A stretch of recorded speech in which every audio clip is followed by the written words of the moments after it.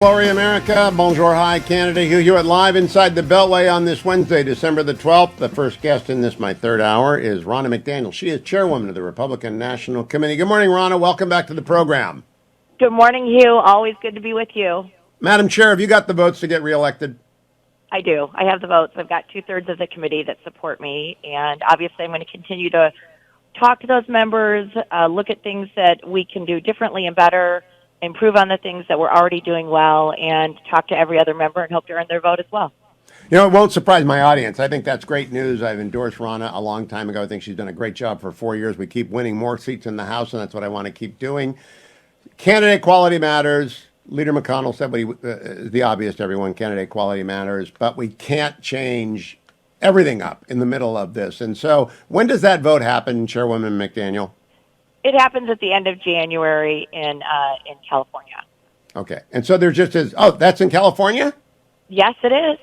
Well, I'll be in California then. I might come. Where are you doing that? Down in San Diego or up in San Francisco? I won't go north, but I'll go south. In Newport area. Oh, well, you know what? Yes. I live in Orange County, so you may see the radio station set up over there, but it'll be 3 to 6 in the morning, and I don't think anyone's actually going to want to come and talk to me between 3 and 6 in the morning. Well, I will. Anytime. Thank you. Let me go now to the announcement that the Democrats made about changing their primary calendar to begin in South Carolina. It's my understanding the New Hampshire Constitution obliges New Hampshire to go first, and that therefore we're going to go first in New Hampshire, right? Yeah, they're going to go. Well, Iowa is our first caucus, and then New Hampshire is going to be the first primary. Our calendar stays the same. But New Hampshire, it is required that they're first. So I don't know what's going to happen. Are we going to have primaries in December or October? I don't know what the Democrats are thinking. But the RNC, the Republican Party, our primary calendar is set. It's Iowa, New Hampshire, Nevada, South Carolina. And my belief, Madam Chair, is that this was done by Joe Biden, Team Biden over at the DNC in order to give him a layup in his first primary rather than go to New Hampshire and get rejected by the Granite State voters. What's your thought on what they're up to? Yeah, I think President Biden has a heavy hand in it, which is understandable, being the president and asking his party to do his bidding. So South Carolina was critical. Remember Jim Clyburn coming in and supporting Biden, which really essentially got him the nomination. So I think it's rewarding his friend, putting South Carolina first. And they're looking to put Michigan or another state in those first 4 contests as well. And they're completely eliminating Iowa, which, by the way, Hugh, they didn't announce before the election because they didn't want Iowa mad at them. But we swept Iowa anyway, and we won a House seat there by retiring Cindy Axne and electing Zach Nutt.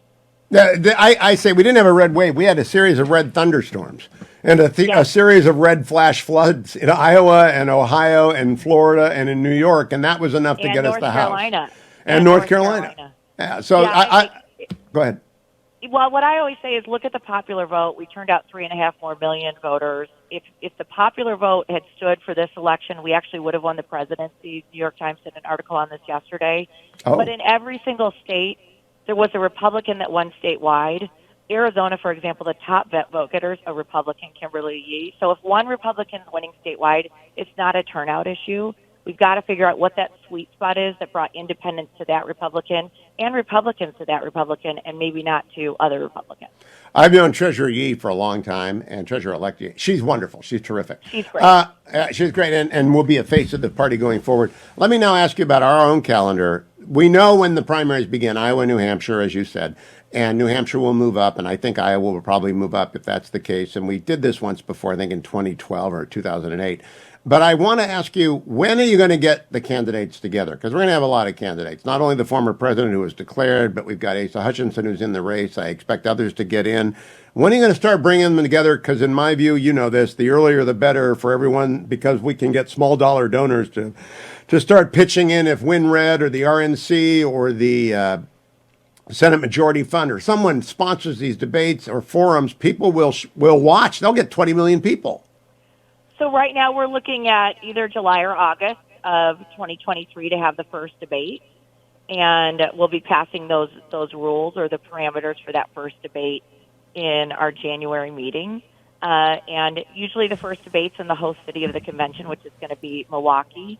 And that's when we're looking to start. And it doesn't seem that far away, does it? I mean, it's amazing it's not. quickly It's not far away. It's Let, amazing. let me lobby you to start earlier in Milwaukee because it's just leaving money on the table and voters out of the conversation. The earlier you start, the more people come and give because they're But do you excited think they'll about the all be in contest. by then, Hugh? I mean, I see a lot of candidates. I don't know who's going to get in, but I think there's a lot that are going to wait till May or June. I think they'll get in depending on when you set the debates, not the other way Okay. around. I think they're going to say I'm not going to miss it. Now, talk to me about who gets to be on the stage. I wrote a column. It didn't make it past the Post's editorial writer. They just didn't think it was good enough to Inside Baseball. But I said we really need the counterpart to the College Football Playoff Selection Committee. They don't give participation trophies. They rank the people in a meeting of 13 smart people, and they say, this is the number 1, 2, 3, and 4 team, and they get to play in the playoffs. And the Ohio State University Buckeyes are in there, thank God. And the number 5 team, whatever it is, Alabama is not in, and that's too bad. And for University of Michigan's also in there too, just as a nod. We weren't going to mention that team up north.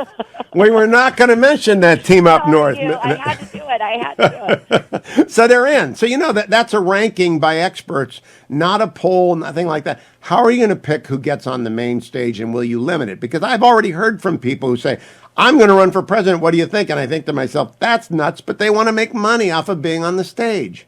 Yeah, some of them are running for, cabinet positions or top Yes. roles, right? So, listen, but we also want to make sure the voters get to see a lot of the candidates too. So it's that. We're going to have some criteria. I'm not going to get ahead of the debate committee. Dave Bossie has been running our debate committee. He's done a great job. We've been meeting regularly, but there will be criteria, probably fundraising criteria as well as polling criteria, and we're going to limit what polls we use. We've already been looking at the polls that have been just so wrong that we're going to eliminate from any of our polling criteria. But I think the first stage will be big, and we may have 2 debates. I mean, that's just the way it's going to be because we don't want to limit the voters' choice, and that's what we're thinking about right now. But we also don't want to have everybody on the stage. You have to pass some criteria. Well, that's a clue. 2 debates. You mean like back-to-back debates and then scramble the order of people showing up? You're not going to put people at the kiddies table. I'm not going to give you any more clues because I don't. Oh, I like that. I heard 2 debates. I heard that. Yeah, but send us your. They wouldn't be back-to-back. I think we do them on different nights so they get the same time slot. But if you have any other suggestions, send it our way because the debate committee is continuing to meet right now. I think you're doing great work on this. Talk to us. Let's close by talking about the state parties. My old friend Tom Fuentes, who went to be with the Lord a long time ago, ran the Orange County Republican Party in a great fashion. So did Scott Baugh, who came up a little bit short. So did their successor, and I love them all. But you need state party chairs. California's got a good one, but it's a blue state. How is your state party chair recruitment going? Yeah, it's really different in every state because some of them get elected at a convention of 10,000 delegates. So the RNC doesn't really have a say in the state party chairs. What I do is a grow program where we are incentivizing state parties to become functioning state parties that actually build a small dollar fundraising platform, that actually have criteria. We go in, we create metrics for them, and then they get incentivized with RNC investment when they meet those benchmarks that are state specific. This is something I instituted. It's really helped grow our state parties. It's the first time the RNC has invested in all 50 state parties and territories, and we have to continue to do that. Listen, the party is decentralized. I keep hearing people talk about decentralizing.